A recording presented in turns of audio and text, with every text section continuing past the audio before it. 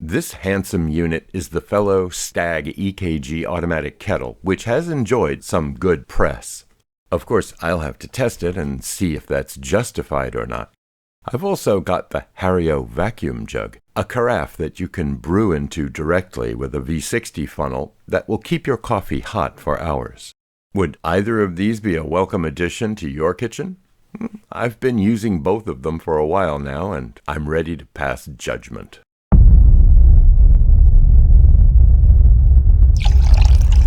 Oh my God. It's like a miracle.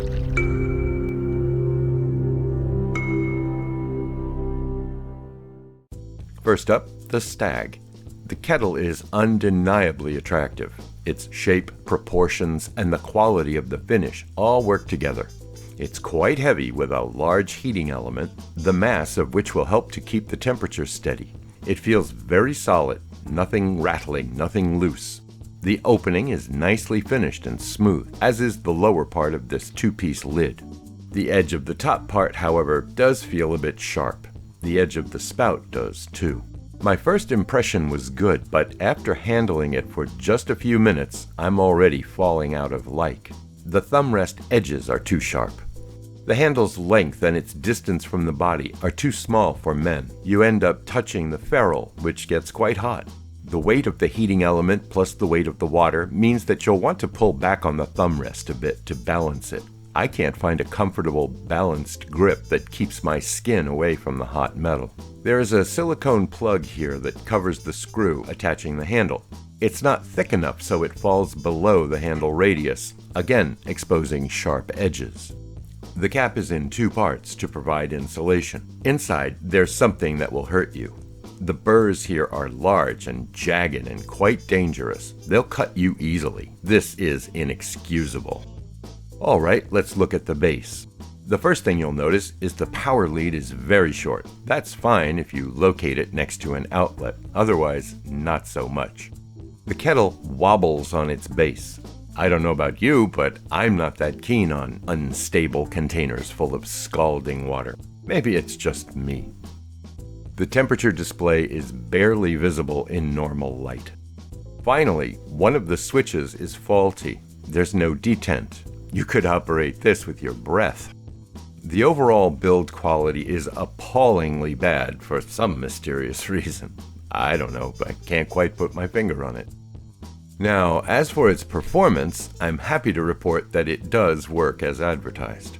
Because of PID control and a massive heating element, I found that it holds a very steady temperature, 1.5 degrees below my setting, if you can see the setting. In any case, I tested this at several temperatures and the difference is consistent, so I've got that much good news. However, it's expensive. I paid around €200, tax and shipping included. There are good ideas here, perhaps good intentions too, but I get a sense that the company rushed it to market. I wanted to like it. Indeed, I expected to. I had planned to keep it, but the high price, shabby construction, and outright faults turned me off, and I returned it to the retailer, an outfit in Finland called Crema. They've earned a shout out because they handled the return gracefully, even arranging for free collection before learning that I'm a coffee YouTuber. Link in the description. Now for the Hario jug. It looks good, echoing several of the company's classic design elements. The first thing I wanted to know is how well it holds temperature. So I filled it with boiling water, then gave it about 5 minutes to normalize and tested. We're starting at about 95.5 degrees Celsius or 204 degrees Fahrenheit. 1 hour later, it's at 88 degrees Celsius or 190 degrees Fahrenheit. So we've lost about 7 degrees Celsius in 1 hour. Not bad. In the real world, assume that your coffee will drip into the jug at about 85 to 90 degrees Celsius, so it should stay at a drinkable temperature, above 60 degrees Celsius, for a good 4 hours if you don't open it. I'd call this quite decent performance overall. The V60 funnel sits flush on the opening, perfectly stable, so there are no issues with brewing directly on top of it. It was clearly meant to work this way. Of course, you can't see the level of the coffee in the carafe, so you will have to measure your brewing water. Because the double wall accounts for a large volume, the number 3 size jug matches the number 2 size funnel nicely. One thing I'm not enthusiastic about is the cap and its opening mechanism. There's a thumb-operated lever that presses a center valve down to open it. The linkage is indirect and it feels that way. It's not fun to use. You don't have much leverage, so when hot liquid heats the air inside, causing it to expand, you get a sense that the linkage might break before you overcome the resistance of that air pressure. And then there's the coffee passing through the cap. It's virtually impossible to clean thoroughly, and absolutely impossible to verify that you have. Notice how much liquid the cap can hold. That's kinda gross for anything but water. And to empty it, you have to invert it completely. Quite awkward and inelegant. Kind of insulting, really. The grip is a complete failure. The human hand does not take this shape naturally.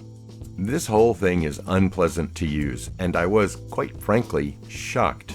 Hario's design and ergonomics have always struck me as far better than this. I wish I had bought a different jug. I didn't put any thought into this purchase because years of experience taught me to trust the Hario brand. Still, I'm going to keep mine. It wasn't terribly expensive. I caught it on sale and paid around 30 euros for it. And it looks alright, and it sort of works. The lid is everything that's wrong with it. Well, and the handle, but yeah, I can put up with it. That's 2 items that a lot of people like and I hate. I'm sure we'll see a few memorable flames in the comments. The Stagg Kettle in particular got some flattering reviews here on YouTube that it clearly doesn't deserve. If that surprises you, just remember, if the host works for an outfit that makes or sells the product, or if they received it free of charge and didn't return it, you're watching a commercial, not a review. Well, that's all for today. Recently, I was able to monetize the channel, which, to be honest, I hated doing, but coffee gear is expensive. There's no way around it. Since you are, in a sense, paying for my content now, I've been trying to improve the audio and video quality. Tell me how I'm doing. Have you noticed any progress? Soon I'll post additional pour-over tips and tricks, a piece on espresso and milk drinks on a budget, and a couple of surprises, so keep in touch. Cheers!